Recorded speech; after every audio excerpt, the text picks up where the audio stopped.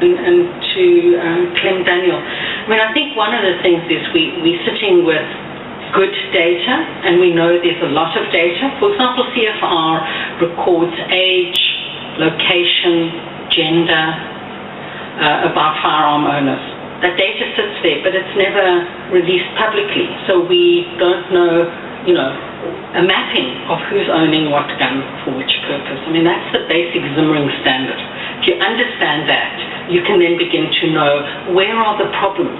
If sports shooting is not the problem, you leave it alone. It might become a problem 10 years later, like the cap and ball thing, which gun owners used as a loophole. But the point is you deal with the data to tell you where's the problem. And unfortunately, the issue around loss and theft is that over the last 4 or 5 years, when Gunfree's been working really a lot on looking at loss and 2010 looking at SHAC, and then the 2011 affidavit of the minister in the AfriForum Tower case, and then looking at SHAC's annual reports and looking at CFR data, there are huge discrepancies. And we need to understand why. There might be some reason for it, but at the moment we're sitting with 3 or 4 different data sources. So for example, you see it in the NIMS. The mortuary data is often different to SHAC's data. And there's generally a sense that the mortuary data is more accurate because you're talking about a real body that's sitting in the mortuary. It's not moving from jurisdiction or data being shifted on different years. So I think we've got a lot of that information, but I think we don't have enough of it. And again, we don't have enough of it being public. So for example, another example would be from 2000.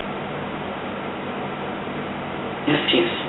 And Mr. Maki, we can talk more in detail. I've got a lot of information on the Brazil example. But I guess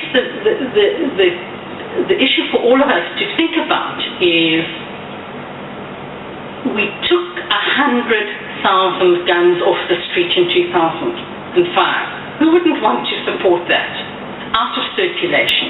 So the potential for loss and theft is reduced by 100,000 weapons.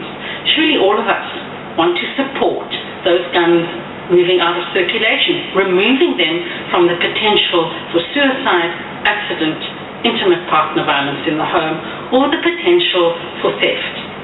So we have to be thinking, what do we want to do? And in my understanding of removing weapons from circulation, that's a huge success.